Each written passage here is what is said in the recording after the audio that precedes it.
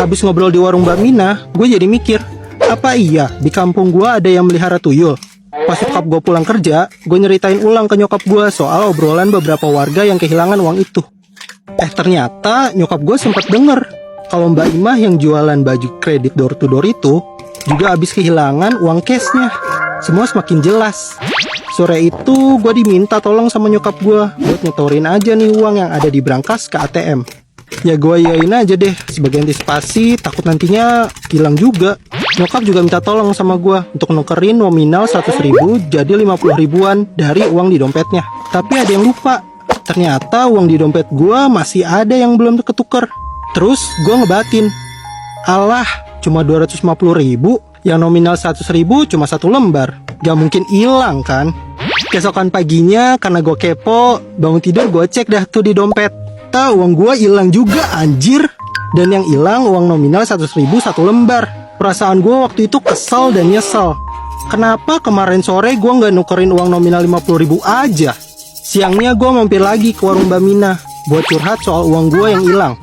Terus gak berselang lama ada tetangga gue yang namanya Mbak Cahya lewat di depan kita. Ya namanya orang di kampung pasti basa-basi ngajak mampir dulu lah. Mbak Cahya nolak dengan alasan uangnya udah habis buat beli susu, jadi gak mau mampir-mampir dulu.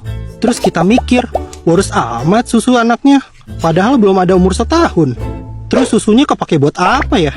Apalagi gue sempet curiga sama Mbak Cahya, karena dia orangnya tertutup gitu. Tiap maghrib dia suka keluar rumah. Sorenya gue cerita ke nyokap soal obrolan tadi siang. Nyokap baru ingat kalau ibu dari Mbak Cahya itu dulunya pernah ikut pesugihan. Itu dikasih tahu sama yang bersangkutan langsung ke ibu-ibu di kampung sini. Buset dah, mama barbar ini mah. Pas dulu ibunya Mbak Cahya itu sampai kemana-mana mencari pesugihan.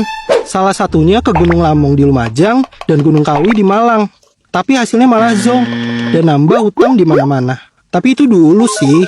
Sedangkan sekarang rumah yang ditempati sama Mbak Cahya, suami dan ibunya udah bisa dibilang bagus banget buat standar orang kampung. FYI, Mbak Cahya itu cuma ibu rumah tangga. Ya kalau sekarang mah susah curiga, soalnya bisa jadi freelancer, jualan all shop. Lah ini, kan waktu tahun 2011. Apalagi di kota kecil kayak gini. Duit dari mana?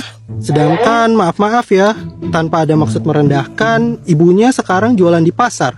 Suaminya buka bengkel motor yang emang sepi. Dan setiap maghrib, Mbak Cahya sama suaminya naik motor ngelewatin rumah gua. Nah, tapi ada yang aneh, Mbak Cahya kayak duduk jauhan sama suaminya. Kayak di antara keduanya ada space kosong yang lumayan luas gitu. Gua yang lihat sama nyokap gua ngerasa itu hal yang aneh.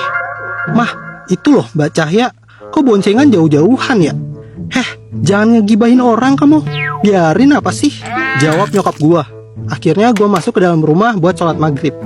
Semenjak itu tiap mau maghrib, gua pantau dari dalam jendela rumah. Dan bener dong, mereka selalu lewat boncengan motor dengan posisi duduk yang berjauhan. Setelah beberapa hari kemudian, tepatnya kurang lebih pukul 3:30 pagi sebelum subuh, gue kebangun nih. Saat itu di luar kayak gerimis gitu.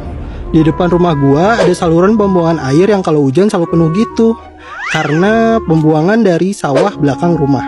Terus sialnya gue keganggu sama suara mentok tetangga depan rumah.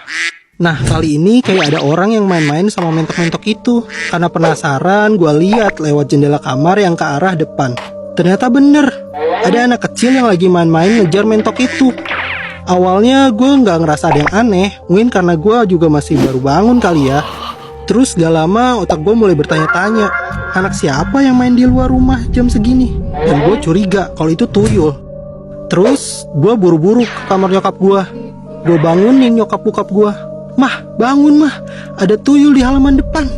Bokap nyokap gue kaget dan langsung bangun. Terus ngikutin gue ke ruang tamu. Posisi kamar gue emang sebelahan sama ruang tamu. Terus kita bertiga mengintip dari jendela.